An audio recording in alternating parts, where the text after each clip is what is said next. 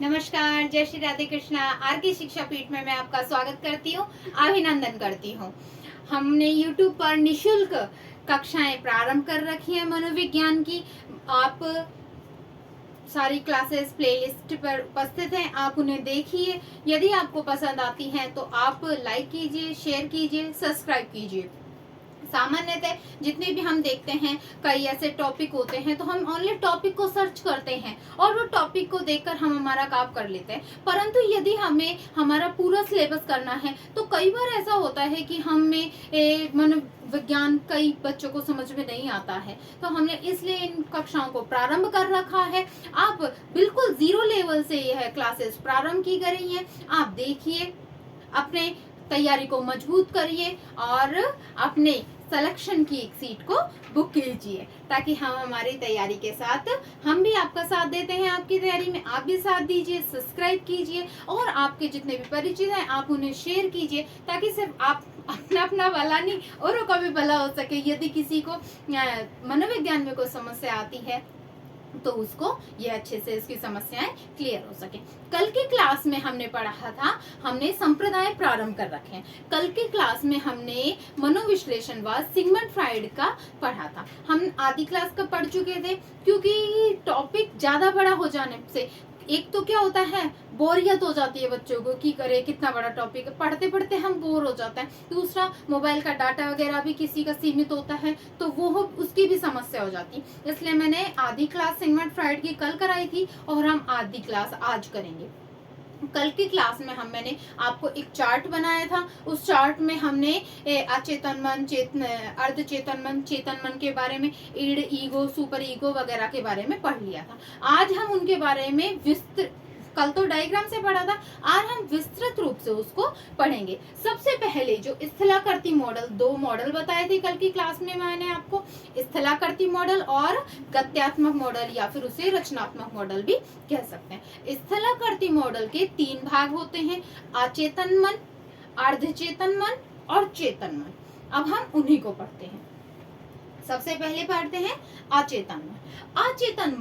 अचेतन मन हमारा कितना भाग होता है, हमारे मन का 9/10 भाग। और चेतन कितना बताया था कल, 1/10 भाग। और फिर अर्धचेतन का कितना भाग हुआ, अर्धचेतन का कोई भाग नहीं होता, वो वास्तविकता के नियम पर निर्भर करता है। अगर उसको लगता है अचेतन के साथ जाना है तो अचेतन के साथ, चेतन के साथ जाना है तो चेतन के साथ। कई लोग नहीं होते, लड़ाई होती रहती है, दो पक्षों में लड़ाई होती रहती है, तो एक जो बीच का होता है वो होता है कि जिस साइड का पलड़ा भारी होता है उस साइड ही चला जाता है। तो अर्धचेतन मन वही काम करता है कि अगर इस पार्टी का पलड़ा भारी है तो उसकी साइड हो गया अपना सीट उधर की तरफ, अगर ये वाली पार्टी भारी है तो अपनी सीट वहां से त्याग के इस साइड आ गए। तो अर्धचेतन मन वही वाला काम करता है। जैसी परिस्थिति होती है, वास्तविकता के नियम पर निर्भर होता है, जैसी परिस्थिति होती है उसके हिसाब से वो निर्णय कर देता है। तो हमारे मन में अचेतन मन का कितना भाग होता है, 9/10 भाग। चेतन का कितना होता है, 1/10 भाग। अभी आगे उसको पढ़ेंगे, अभी आप अर्धचेतन को पढ़ेंगे। अर्धचेतन का पढ़ाया था, तब मैंने साथ के साथ व्यक्तित्व को भी मैं लेकर चली थी। आगे व्यक्तित्व में हम दोबारा और पढ़ेंगे, पर आप साथ में एक बार समझ लीजिए, थोड़ा सा ऊपरी तौर पर हम टच करेंगे व्यक्तित्व का, कि अचेतन मन जिसका होगा उसमें कौन सा व्यक्तित्व पाया जाएगा, उसमें पाया जाएगा ईड या इदम व्यक्तित्व।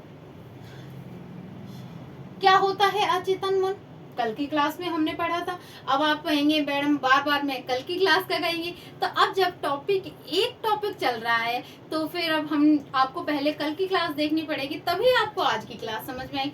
चलो फिर भी बताती हूँ, अचेतन मन के अंतर्गत क्या होता है। अचेतन मन में हमारी सभी दमित इच्छाएं, हमारे आक्रामक विचार, असामाजिक विचार, हमारी यौन इच्छाएं, भावना, संवेग, मूल प्रवृत्ति, यानी कि सम्मिलित रूप में कहें कि जो हमारे कि कभी थी हमारी इच्छाएं, हमारे जितने भी आक्रामक विचार होते हैं, गलत विचार होते हैं, वो सभी अचेतन मन के अंतर्गत आते हैं। इसकी प्रवृत्ति कैसे होती है, इसकी होती है राक्षसी प्रवृत्ति। राक्षसी प्रवृत्ति यह सिर्फ आनंद के नियम या सुख के नियम पर निर्भर करता है। इसे अपना सुख चाहिए। कैसा है, किसका बुरा होता है, उसके लिए कोई मतलब नहीं है।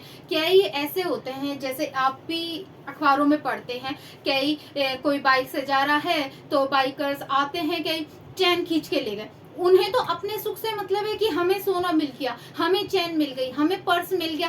फिर चाहे वो सामने वाला, जैसे ही आपने चैन खींची है, वो चाहे सामने आगे ट्रक आ रहा हो, ट्रक से टकराए, चाहे वो मर जाए, कुछ भी हो जाए, उन्हें अपने सुख से मतलब है। तो यह जिनमें अचेतन मन होता है, उनका व्यक्तित्व कैसा होता है? उनके व्यक्तित्व को कहेंगे इड़ व्यक्तित्व या इदम व्यक्तित्व। और उनका व्यक्तित्व किस नियम पर चलता है? आनंद या सुख के नियम पर। खुद का सुख होना चाहिए, सामने वाला भाड़ में जाए, ये उनकी विचारधाराएं रहती हैं। यह इच्छाओं का भंडार ग्रह रहता है। हमारी जितनी भी दमित इच्छाएं होती हैं, आप कभी आईएएस बनना चाहते थे, आपकी खूब प्रयास करें, नहीं हुआ। अब ऐसा थोड़ी है, नहीं मैं तो आईएएस बनूंगा लेके बैठे रहो, हमें हमारा घर चलाना होता। तो क्या हो गया, उसने कोई प्राइवेट जॉब कर ली, हो सकता है फर्स्ट ग्रेड की नौकरी ना लग के आप थर्ड ग्रेड की नौकरी लग गई आपकी। तो आपके मन में कहीं ना कहीं था कि मैं आईएएस बनना चाहता था, मैं फर्स्ट ग्रेड बनना चाहता था। हमारी वो दमित इच्छाएं, कई बच्चियां होती हैं, कई ऐसी होती हैं जिनका शादी से पहले इच्छा होती है हमारी नौकरी करनी है हमें, पर फिर उनकी शादी हो गई, उनकी इच्छाएं रह जाती हैं ना, घर की जिम्मेदारियां, बच्चों की जिम्मेदारियों के बाद उनकी मान लो पढ़ाई का समय नहीं मिला, या फिर कुछ भी है, उनकी वो इच्छाएं रह गई, वह उन अपनी नौकरी करना या कोई भी उनके अरमान है वो उनको पूरा नहीं कर सकी। तो वो सब कहाँ चली जाती है? हमारे अचेतन मन में चली जाती है हमारी इच्छाएं। तो यह क्या है? हमारा इच्छाओं का भंडार गृह होता है। यहाँ पर हमारी ढेरों इच्छाएं होती हैं। यह कैसा होता है? जन्मजात, हर व्यक्ति में पाया जाता है यह अचेतन मन। निर्भर किसी का व्यक्तित्व, अब हम देखते हैं, जैसे किसी का व्यक्तित्व तो बहुत अच्छा है, मिलनसार है, बहुत भला करने वाला है। किसी का व्यक्तित्व बहुत राक्षस प्रवृत्ति का है, जान से मार देना, लूटपाट करना और दुष्कर्म करना, ऐसे गलत कार्य कर रहे हैं। होता सब में अचेतन मन है, पर जागृत अवस्था में किसका रहता है? मतलब किसका पलड़ा भारी है? जिसके मन में, जिसका अचेतन वाले के व्यक्तित्व का पलड़ा भारी है, उसका राक्षसी प्रवृत्ति व्यवहार होगा। जिसका चेतन का भारी है, उसका नैतिक विचार होगा। जो वास्तविकता के नियम पर, अर्धचेतन पर चलेगा, उसका सामान्य होगा। आगे की बात आगे करेंगे। अभी आप देखिए, यह हर व्यक्तित्व में रहता है। अचेतन मन वाले व्यक्ति का व्यक्तित्व कैसा होगा? ईड या ईगो व्यक्तित्व। कैसी प्रवृत्ति होगी? राक्षसी प्रवृत्ति होगी। उनका व्यक्तित्व किस नियम पर चलेगा? आनंद या सुख के नियम पर चलेगा। छोटे बालकों में इस मन की बहुत प्रधानता रहती है। अब आप कहें कि छोटे बालकों को राक्षसी प्रवृत्ति व्यवहार होता है? नहीं। आपने चोरी करी तो चोरी, छोटे आपने किसी की आपको कोई पसंद चीज आ रही है पसंद, तो आप उसको उठाएंगे तो वो चोरी है। यदि बालक को किसी अन्य बालक के पास खेलने गया, किसी अन्य के घर गया, उसको उसका खिलौना पसंद आ गया, वो उसको उठा के ले आएगा। उसको सिर्फ अपना सुख चाहिए, उसको सिर्फ अपना आनंद चाहिए, मुझे ये खिलौना चाहिए। फिर चाहे वो रो जाएगा, उसके लिए लड़ जाएगा। कार्य उसका यही होता है कि वह क्या करेगा?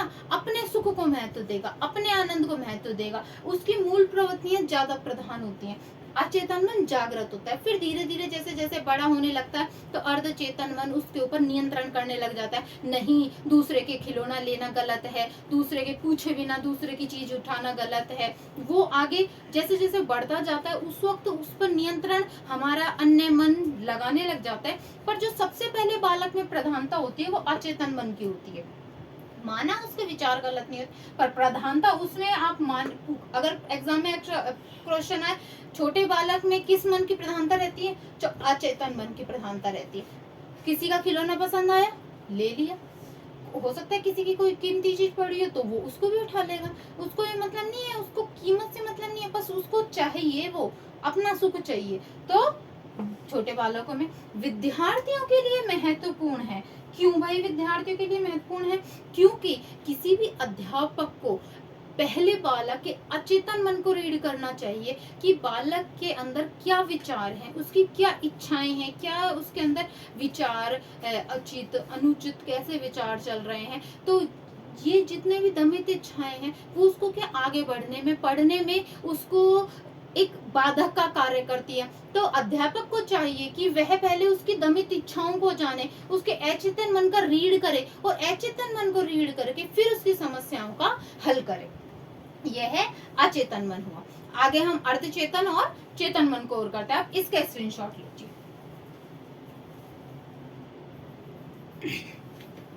देखिए, अचेतन मन जितने भी दमित इच्छाएं होती हैं सारी अचेतन मन में होती हैं। जितने भी अनैतिक विचार होते हैं सारे अचेतन मन में होता है। कौन सा व्यक्तित्व होता है? इड व्यक्तित्व होता है और सुख के नियम पर चलता है। तीन बातें याद रखनी है।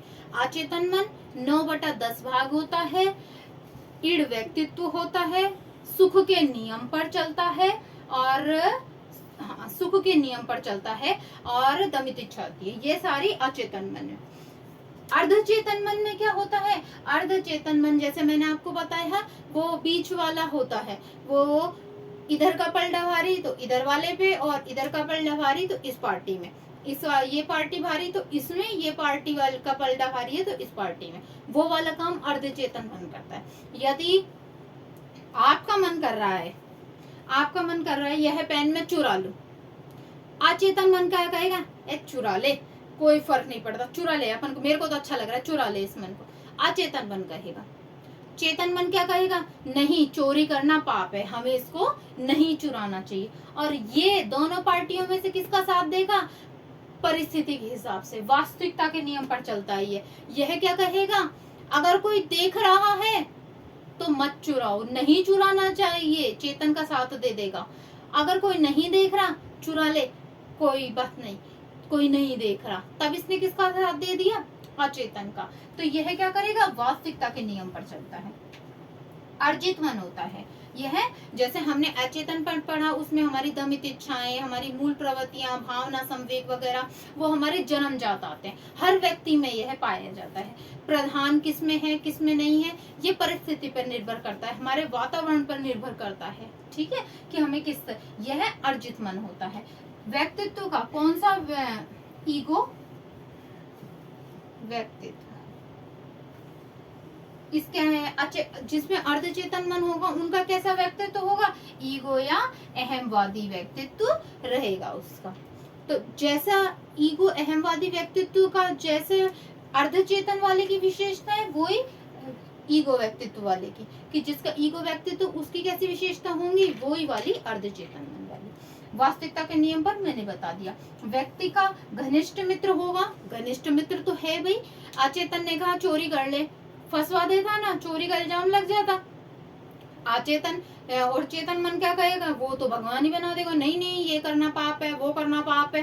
तो यह क्या करेगा? व्यक्ति को बचाने का कार्य करेगा कि परिस्थिति है उस हिसाब से काम करो, जैसी परिस्थिति है उस हिसाब से काम करना, यह व्यक्ति का घनिष्ठ मित्र है। और जितनी भी हमारी भूली हुई बातें होती हैं वो हमारी अर्धचेतन मन के अंतर्गत आती हैं। हमारी भूली बातें याद करना। भूली बातें याद करने का मतलब क्या है? भूली बातें याद करने का मतलब क्या है कि आप कहने कोई बुक ली है ना, उसको कहीं आप रखकर भूल गए, तो वो आप जब उसको याद करने का प्रयास करते हैं, अचेतन मन में चली गई, वो कहाँ रखी आप भूल गए, आप उसको चेतन में लाने का प्रयास करते हैं, तब यह अर्धचेतन मन के अंतर्गत आती है। किसी भी चीज को रख के भूल जाना, हमने प्रश्न याद करा, एग्जाम में याद नहीं आना, अचेतन मन में से वो प्रश्न का आंसर निकल कर ही नहीं आना, तो वो सारी बातें किस में आ जाएंगी? अर्धचेतन मन में आ जाएंगी। कि किसी भी चीज को, चाबी रख कर आप भूल गए और उसको आप याद करने की कितनी भी कोशिश करो, वो सारी बातें किस में आ जाएंगी? अर्धचेतन मन में आ जाएंगी। व्यक्तित्व ईगो व्यक्तित्व कैसा इसका होता है? अर्जित मन होता है। यह वास्तविकता के नियम पर चलता है, जैसी परिस्थिति वैसा काम करता है। व्यक्ति का घनिष्ठ मित्र होता है, कार्यपालक होता है, क्योंकि चेतन और अचेतन के मन में जो बैलेंस करने का काम करता है वो कौन करता है? यह मन ही करता है, अर्धचेतन मन। और जिसमें अर्धचेतन मन की, जिसमें इसकी प्रधानता है, वह श्रेष्ठ व्यक्तित्व माना जाता है। ना तो बिल्कुल भगवान बनना भी गलत है, फिर तो बाबा जी बन जाने हैं अपन ने, और जो बिल्कुल राक्षसी प्रवृत्ति है तो जेल पहुंच जाने हैं अपन। तो क्या करना है अपन को? ये वाला व्यक्तित्व प्रधान और अच्छा रहता है। आप इसका स्क्रीनशॉट लीजिए, फिर हम नेक्स्ट व्यक्तित्व और करते हैं। देखिए लास्ट मन हमारा बाकी है चेतन मन। चेतन मन कितना भाग होता है, कितना प्रतिशत होता है? 1/10% होता है। इसके साथ में जिसका व्यक्तित्व, जिसका चेतन मन जागृत होगा, उसका कैसा व्यक्तित्व होगा? सुपर ईगो, परा अहम व्यक्तित्व होगा, जिसमें दिव्य भाव पाए जाते हैं। दिव्य भाव वह बहुत नैतिकतावादी होगा, आदर्शवादी होगा, आध्यात्मिक होगा, कि यानी कि जैसे कई साधु संत वगैरह जो ईमानदारी से साधु संत हो, जैसे हमारे पहले के जमाने के आप कहें, पहले की बात कहें, जैसे साधु वगैरह हुआ करते थे, किसी का बुरा नहीं चाहना, सिर्फ भला करना, हाँ अच्छाई करना, किसी के बारे में गलत विचार न रखना, गलत प्रवृत्ति का ना करना, वो सब इसके अंतर्गत आ जाएंगे। चेतन मन कितना रहता है? 1/10 भाग। परा अहम, यह इसमें कैसा व्यक्तित्व होगा? बिल्कुल दिव्य, बिल्कुल दिव्य व्यक्तित्व होगा। नैतिकतावादी, आदर्शवादी बातें करने वाले व्यक्ति भी इसके अंतर्गत आ जाएंगे, कि नहीं, उचित अनुचित का नहीं, यह करना पाप है, ये करना पाप है, ये सारे व्यक्तित्व इसके अंतर्गत आ जाएंगे। जिन्होंने आध्यात्मिक प्रवृत्ति की औरत है, पहले के जमाने में हमारे यह व्यक्तित्व के व्यक्ति अधिक पाए जाते थे। पहले जैसे आजकल के आप कहेंगे, आजकल तो लोग अपनों को ही नहीं छोड़ रहे। आप देखिए जितने भी गलत कार्य होते हैं वो अपनों के बीच ज्यादा होते हैं।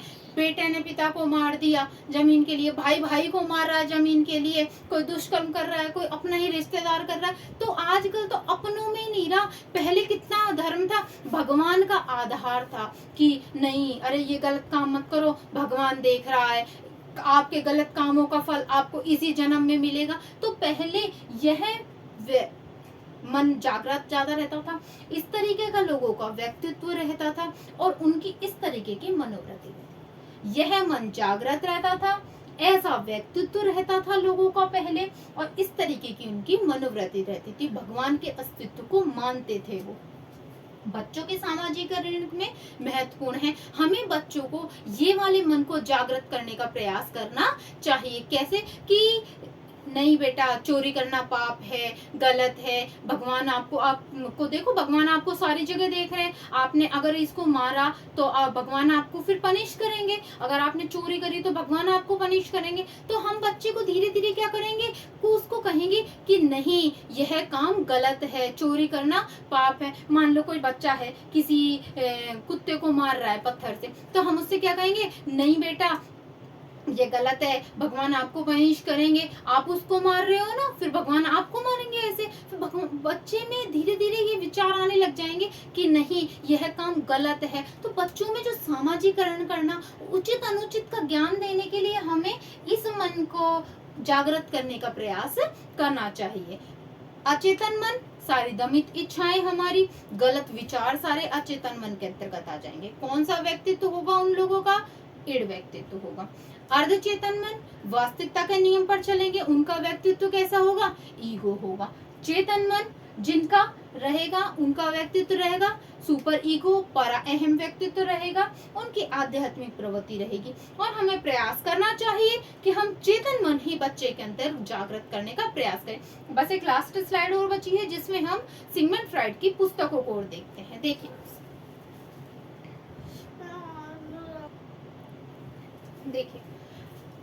अब सिगमंड फ्राइड की पुस्तकें, कौन कौन से पुस्तकें लिए इन्होंने? स्वप्न विश्लेषण पुस्तक, इड ईगो पुस्तक, और एक पुस्तक है इनकी अचेतन मन। यह इन्हों की 3 पुस्तकें हैं। और इन्हीं के आधार पर इन्हों की जो अध्ययन की विधियां हैं, वो कौन सी विधियों को यह मानते हैं? यह मानते हैं प्रक्षेपण विधि, यह मानते हैं प्रक्षेपण विधि।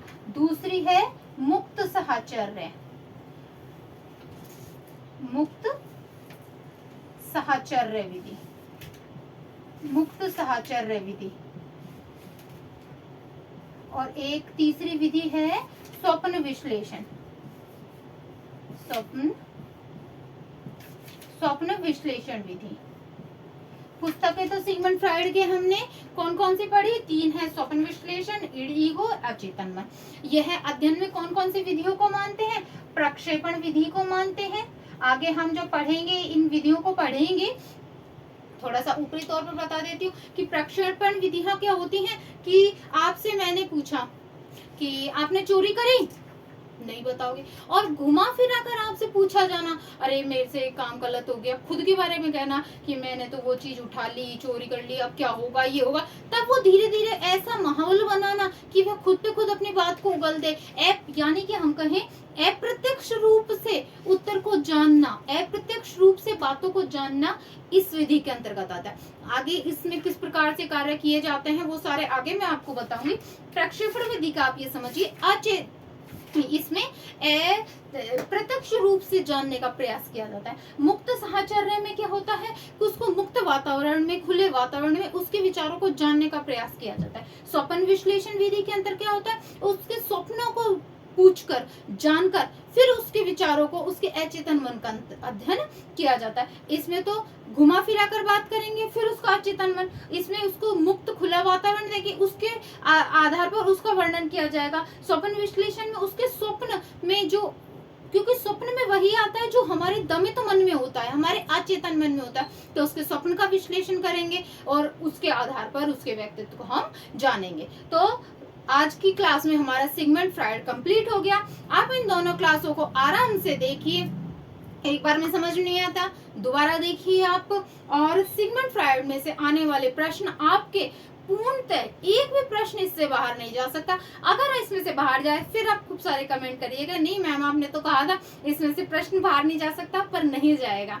यह टॉपिक मैंने आपको पूरा कंप्लीट करा दिया है। हमारे इसमें जितने भी मोस्ट क्वेश्चंस आते हैं, ओल्ड जो हमारे क्वेश्चंस आ चुके हैं, सभी को सम्मिलित कर कर फिर मैंने ये आपको कराया है, ताकि आपका कुछ भी ऐसा पार्ट ना रहे। तो आपको यदि क्लास पसंद आती है, आप इसको लाइक कीजिए, शेयर कीजिए किसी अपने के साथ, और सब्सक्राइब करना आप ना भूलिए। यदि हम आपके लिए इतना प्रयास कर रहे हैं तो कुछ प्रयास आप भी आरके शिक्षा पीठ के लिए करिए, ताकि हमें भी एक प्रोत्साहन मिले कि हाँ आपने सब्सक्राइब किया है, हमें भी आपके लिए कुछ करना है और अच्छे से अच्छा करना है, ताकि हम आपको एक, आपके जो सपना है सरकारी नौकरी का, वो आपका पूरा करा सकें। Thank you.